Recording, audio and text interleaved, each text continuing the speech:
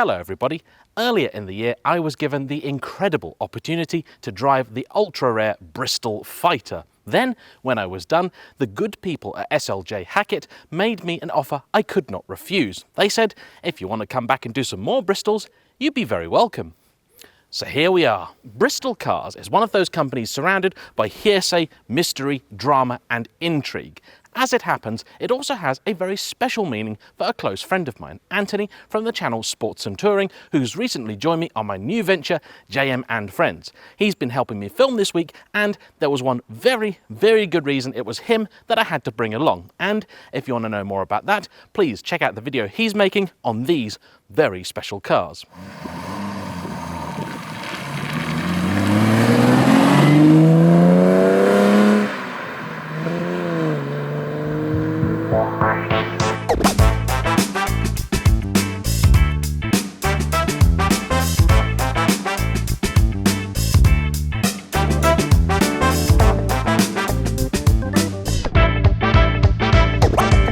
I detailed the history of the Bristol Car Company in the Fighter video, but in short, they started out as the Bristol Aeroplane Company, and in the middle of World War II, bosses knew that things were not likely to continue, and when hostilities ended, demand for their product was going to drop rapidly, so they wanted something for both the firm and its staff to do after the war was over. An idea was hatched to go into car manufacturing, and in a stroke of genius to expedite the design and development process, Bristol bought the rights to Fraser-Nash, then the importer of BMWs. So Bristol's first car, the 400, was in fact a redesigned version of a contemporary BM, taking parts from the 326, 327 and 328, re-engineering them to create what was regarded as a very fine performance car of its day. It is thanks to their BMW origins that early Bristols bear such a resemblance to the German cars. This 404 was introduced in 1953 and was the first car to do without the trademark BMW kidney grille. It was joined in 1955 by the much larger 405. This was also built that very same year and for its day was a very high specification car. Up front we have a 2-litre BMW derived but Bristol re-engineered straight 6, which today puts out around 125 horsepower. The compression ratio had been raised to 8.5 thanks to the then increased availability of better quality fuel. Rack and pinion steering was standard and front disc brakes even became optional throughout the model's run.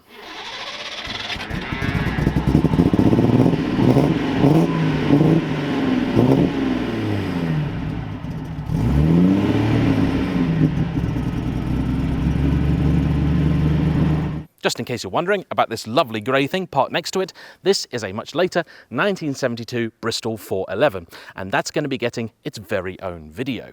When I went to go and drive the Fighter, it's fair to say that I knew next to nothing about Bristol or its cars. However, now I must say I'm something of a fan.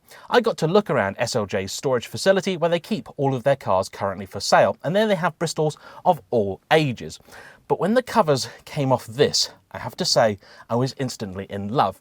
And maybe it's the red paintwork, but the first thing I could think of when I saw this was a 1960s Ferrari. One of those cars from the era where road and race were very much intertwined, something like a 250 GTO. And indeed, in here, that's the feeling that you get. It is actually in many ways somewhat luxurious. You have leather and vinyl everywhere, carpet on many surfaces. This beautiful, if typical for the period, very large wheel with its 2 spokes designed to evoke the yoke of an airplane. There are toggles and switches galore, and I love the way this car feels because you can tell it's one that has been used over the years and upgraded as its owners have seen fit. Nobody has bought this going, you know, I want to return it to factory standard. Instead, they've wanted to make it the best car for their needs. Doug DeMuro fans are gonna love this. What are the quirks and features of this Bristol 404? Well, some very cool old school seat belts. Originally, it would have had none. These are inertia reel items at the back. These manually adjustable, and they actually work better than you might expect. The very funky gear lever with the snake intertwined around it actually has an overdrive on it. So this at the top here, twist one way to turn it off and another to activate. Actually works rather well. Your heater controls are basic, and down here, toggles and switches for various functions like light, washers and all sorts over here. The pedals actually reasonably well spaced. The dash is utterly gorgeous, tells you everything that you need to know: oil pressure, temperature, water temp, amperage, fuel, and of course speed and RPM. The radio over there doesn't work, and I think when it did, it came through the solitary speaker up here in the roof. You've also got storage for a pen and what looks like a little reading light over there for maps and so on when you're navigating on a rally. This thing is very cool. Also hinting at possible motorsports pedigree are the FIA cutoff switch down here. And it has two sets of indicators, both of which would qualify as a quirk or feature. One is up here, turn right for right, left for left, and it's set to a timer. Those operate the regular lamps, front and rear. But below it, here, you have another switch, which turn it, and a little lever pops out here, showing that you want to turn right or left. Now, I'm not sure, strictly speaking, that's an indicator. That could just be a parking aid. But it's seriously cool. There's plenty of wood in here too, and it's not as stripped out as you might imagine. There's lots of storage space behind, and I think once upon a time, they may have also been seats as well. But these days, consider this a two-seater, but a seriously cool one. Unfortunately, the combination of this car's hand-built nature, its high specification and ever more punitive taxes meant that in period this was an incredibly expensive car, and for that reason just 40 were built. Today it's not that different, because this example is currently up for sale at SLJ Hackett for £190,000. I fully believe that if history had gone a different way and Bristol had slightly more backing, this really could have been a genuine rival on both road and track for the Ferrari and Jaguar race cars of the day. But sadly, it was not to be. However, now, nearly 70 years later, what's it like to drive? Let's find out.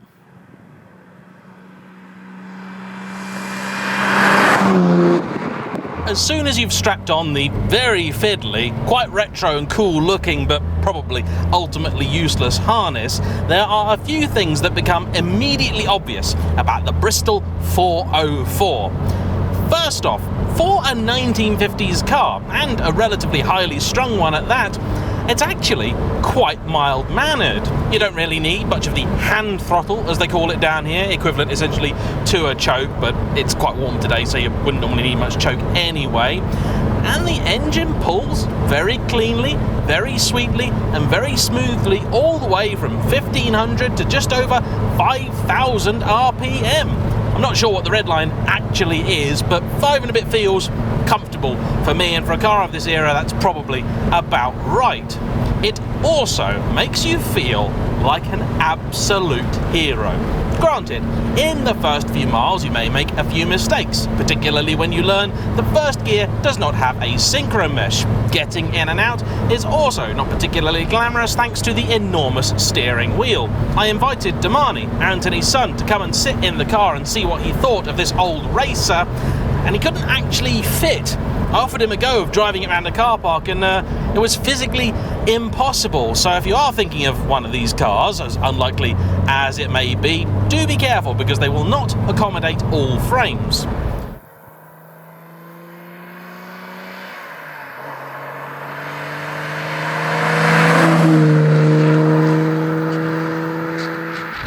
I apologise if this video is a touch more blustery than usual, but truth be told, the aircon in here isn't quite so good, so having a bit of ventilation is very much welcome. But all that fiddly stuff aside, this thing is completely brilliant. Absolutely sensational.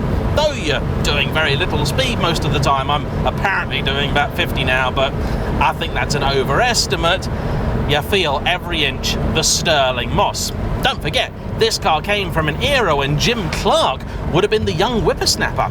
Heel and toe is ridiculously easy, but do remember, don't try and shift down into first while you're on the move. But if you work out where the gears are hidden, second, third and fourth come very, very easily. Truth be told, they're all stacked very, very close together. Wow, this is wondrous!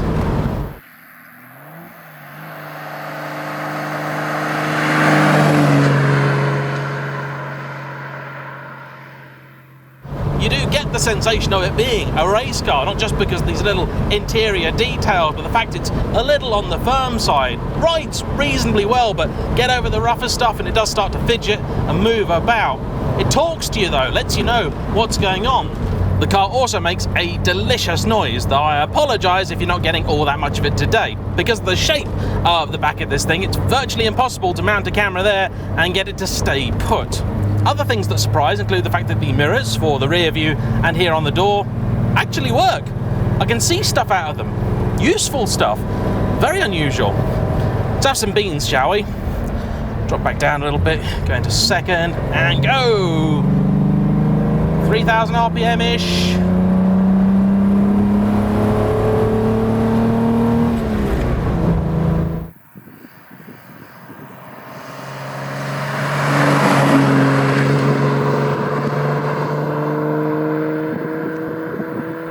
Response from the throttle is brilliant, and the brakes aren't actually that bad either. You do have to remember that overall stopping power is limited, chiefly by the tyres, but it's a fun thing to drive this car.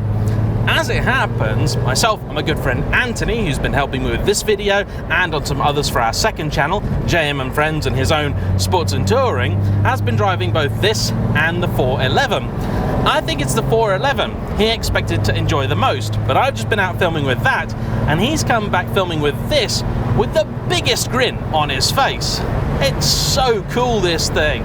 In terms of old-fashioned social media, in other words, a thumbs up, this thing also gets more likes than many other things I've ever driven, particularly amongst the older community, some of whom even know what it is. Fuel economy, I can't tell you, but I can say we've driven about 2 hours today and done half a tank. So it's not very good, but I suppose when they built it, they really didn't care that much. Although they probably just finished with rationing, so maybe they should have thought about that. In any case, this car has certainly seen some modification over the years. It always had carburetors, of course, but not the same ones it currently does. It is a magnificent looking engine bay though, isn't it? Triple carb sat atop a glorious straight six with some beautiful, rather thin manifolds. Oh, mechanical heaven. This car also, much like the 411, and to be honest, even the Fighter that I drove, is wonderful in the way that because it is a Bristol and therefore made out of parts pinched from a lot of different places, if you need to do anything to it, you can. If you can't find the part, you can make it. SLJ Hackett have a little workshop out the back with a machine room and everything where they make just about anything for these cars.